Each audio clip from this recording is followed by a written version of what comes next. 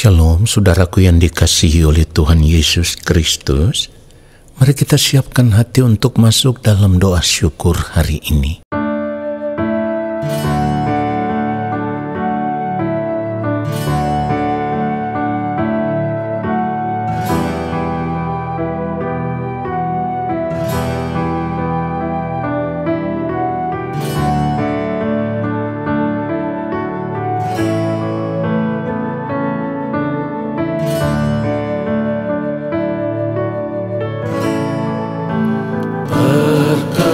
Perkenankan hamba-Mu, ya Bapa,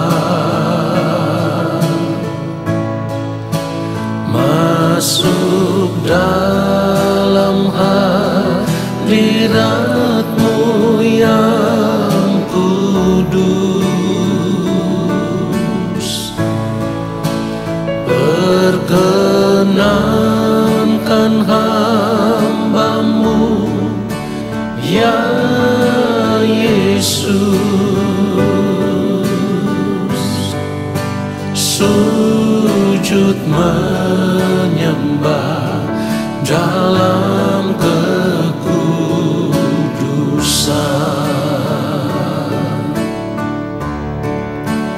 Kau ku sembah, Kau ku sembah, bersama para malaikat ku sujud menyembah. Kau ku sembah, Kau ku sembah, bersama para malaikat ku sujud menyembah. Kau ku sembah,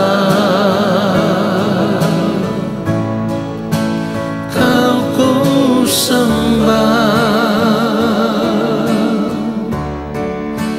bersama para malaikat ku sujud menyembah. Kau ku sembah, Kau ku sembah, bersama para malaikat ku sujud menyembah. Bersama para malaikat ku sujud menyembah. Sujud menyembah.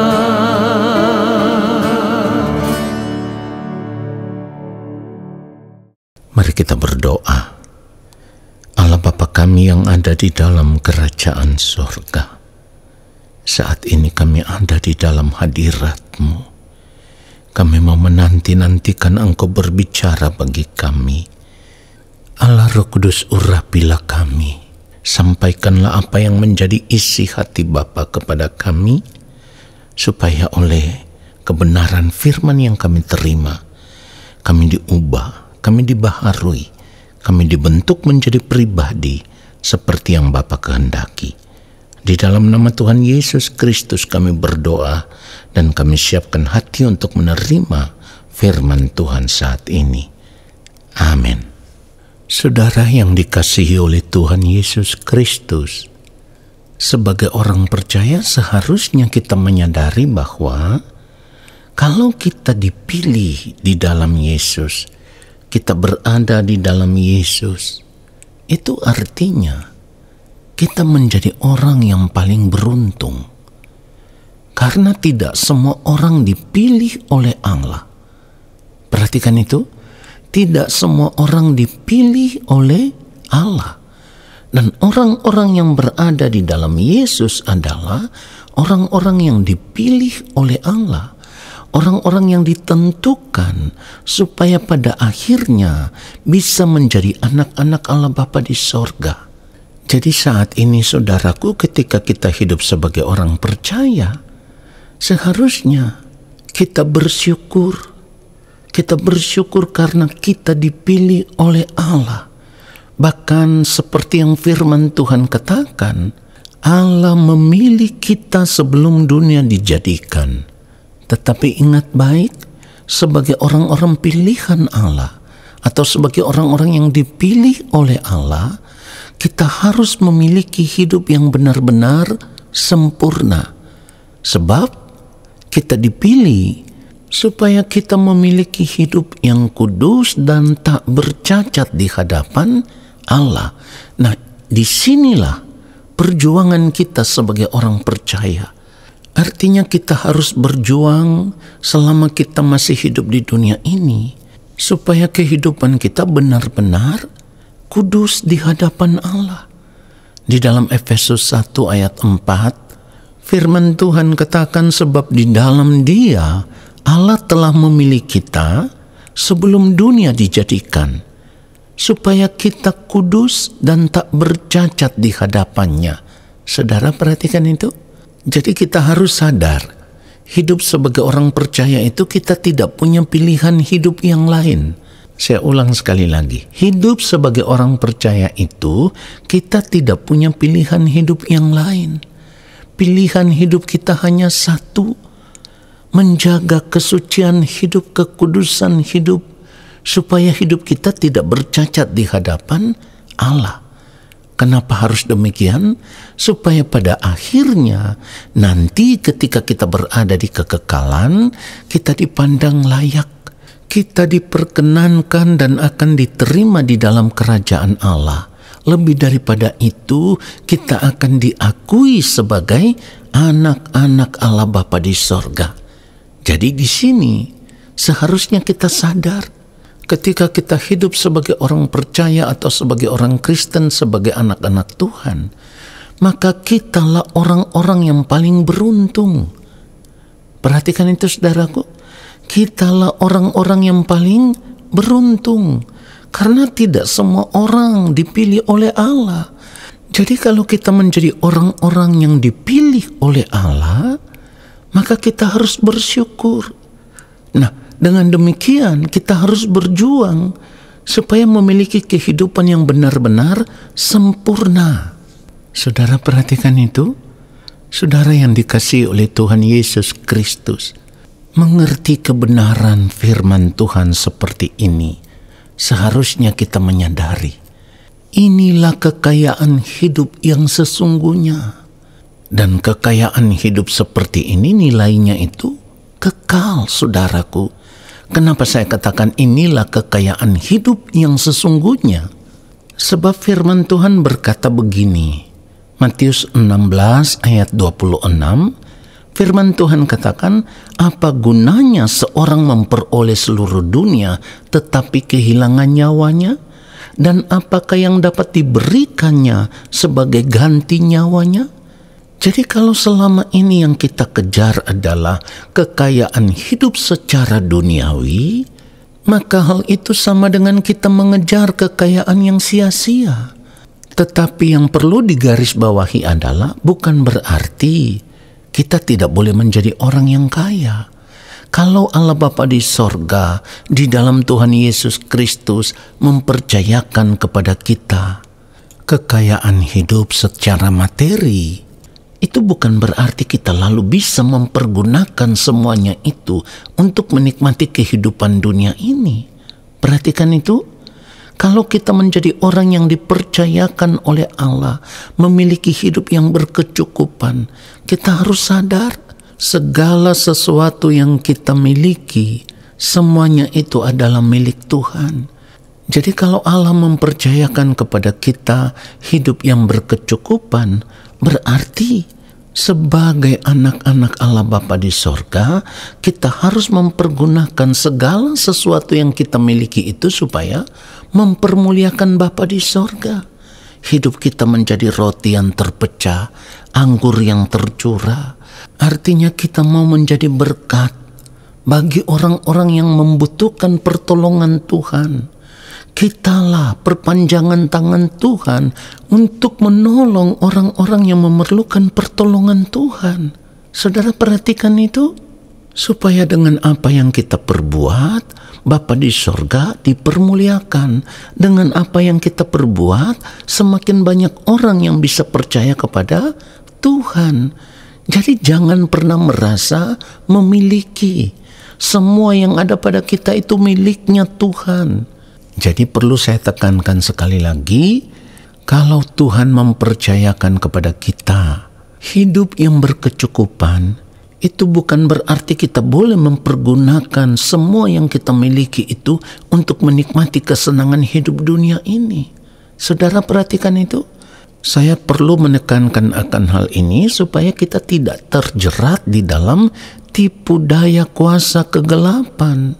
Karena kalau kita mempergunakan apa yang Tuhan percayakan kepada kita hanya untuk menikmati dunia ini dengan segala kesenangannya, pada akhirnya hati kita akan terikat dengan dunia ini.